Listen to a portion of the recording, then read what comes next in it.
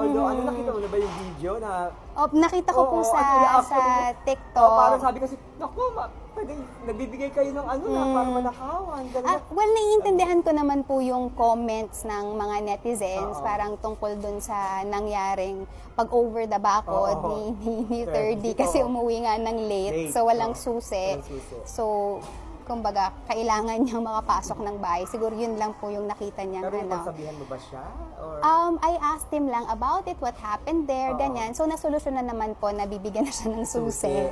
Yun naman yung importante, mabigyan siya ng susi. So, kung tingin natin na merong problema, so, solusyonan po natin, so, bigyan po natin ng susi para hindi na po maulit kasi delikado. Baka maiiwa.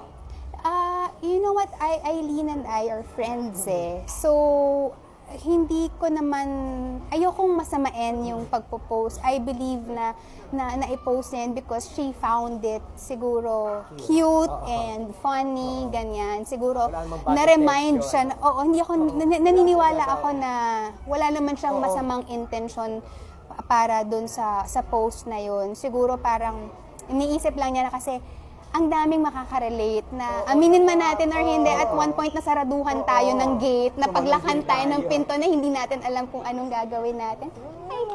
So yun lang yung akin doon, pero hindi ko siya minamasama. That's nice.